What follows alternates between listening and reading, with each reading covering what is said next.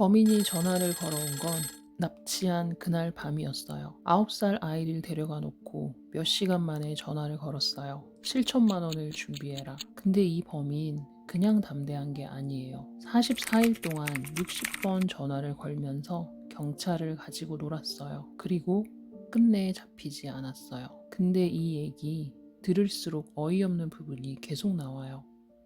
1991년 1월 29일 저녁, 강남구 압구정동 현대아파트 놀이터. 초등학교 3학년 이영호는 친구들이 다 들어간 뒤에도 혼자 그네를 타고 있었어요. 저녁 무렵 그 모습이 목격된 게 마지막이었고, 밤늦도록 아이가 안 들어오자 부모가 경찰에 신고했어요. 그날 밤 11시 전화가 왔어요. 형호를 데리고 있다. 7천만 원과 카폰 달린 자동차를 준비해라. 납치하고 몇 시간 만이에요.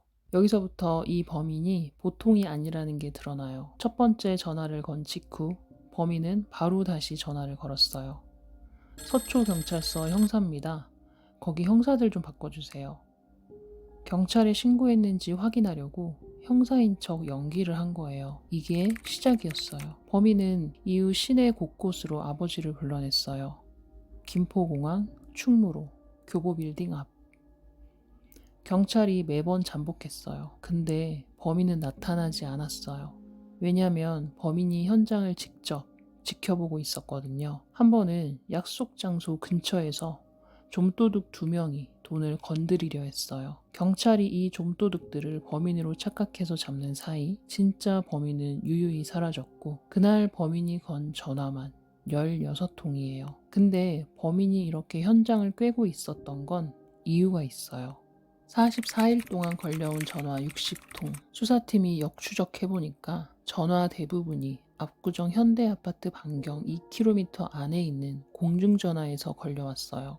근데 더 충격적인 게 있어요. 심지어 아파트 단지 안 공중전화에서도 전화를 걸었어요. 생각해보면 이게 얼마나 대담한 건지 알 수 있어요. 피해자 가족이 사는 아파트 단지 안에 들어와서 태연하게 공중전화를 쓴 거예요. 경찰이 주변을 수색하는 와중에. 이건 그 동네를 속속들이 아는 사람이 아니면 불가능한 일이에요. 어디에 공중전화가 있는지, 어디에서 전화해야 안 들키는지, 어떻게 빠져나가는지 다 알고 있었다는 거예요.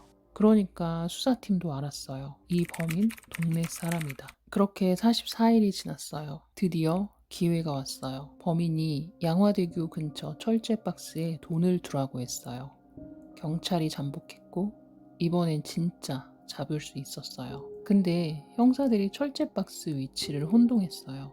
범인이 돈을 집어가는 동안 형사들은 엉뚱한 곳에서 우왕좌왕하고 있었어요. 그날 밤 범인이 전화를 걸어 이렇게 말했어요. 가짜 돈이 잔뜩 섞여 있더군요. 그리고 연락을 끊었어요. 여기서 끝이 아니에요. 이 상황을 상부에 아예 보고조차 안 했다가 나중에 언론에 보도되면서 망신을 샀다고 알려졌어요. 잡을 수 있었던 유일한 기회를 스스로 날린 거예요. 범인은 포기하지 않고 수법을 바꿨어요. 가명으로 은행 계좌를 만들어서 거기에 입금하라고 했어요. 당시는 금융실명제 이전이라 아무 이름으로나 계좌를 만들 수 있었거든요.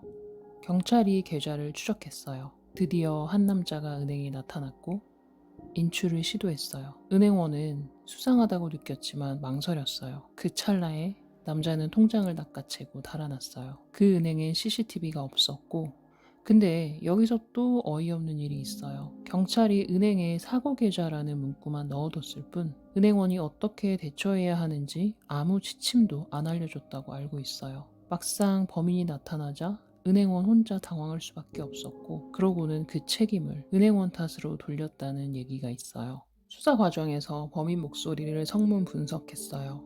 결과가 나왔어요. 이용호의 생모 쪽 사촌 동생 이상재, 당시 29세 무직, 돈을 빌리러 다니던 사람이었어요. 형호 아버지와 사이가 굉장히 나빴고 범행 동기도 충분하다는 분석이 있었어요. 거기다 범인은 협박 전화에서 집안 사정을 너무 잘 알고 있었어요. 형호 형 얘기까지 꺼냈고 조부모가 자산가라는 것도 알고 있었고, 그날 놀이터에서 뒷모습만 보인 채 혼자 앉아있던 청년 목격담도 있었어요. 이상재였을 가능성이 있다는 얘기가 나왔어요. 근데 이상재는 사건 당일 경주에 있었다고 했어요. 고속도로 영수증이 있었고 여관 주인도 확인해줬어요. 알리바이가 성립됐죠. 경찰은 무혐의 처분을 내렸어요. 근데 나중에 그것이 알고 싶다 해서 성문을 정밀 분석한 결과 범인이 2명 이상일 가능성이 있다는 결론이 나왔어요. 전화를 건 사람, 현장에서 움직인 사람이 따로 있었을 수 있다는 거예요. 이상재가 경주에서 공범에게 지시를 내리고 알리바이를 만들었을 가능성이 있다는 거고, 게다가 이상재는 대학에서 전기통신을 전공했어요. 전화를 중계해서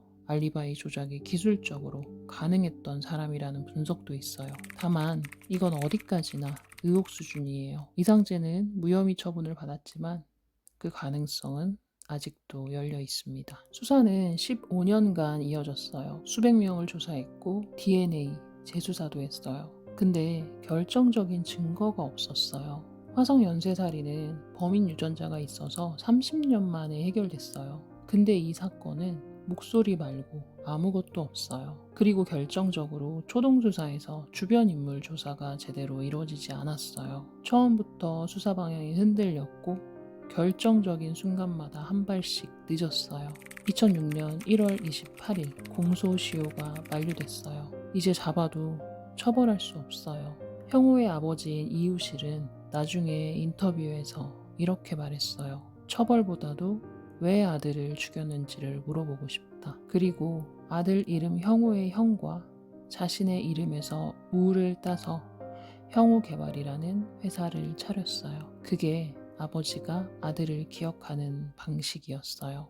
이 사건이 무서운 이유는 미해결이라서가 아니에요. 범인이 처음부터 끝까지 경찰보다 한 발 앞서 있었다는 거예요.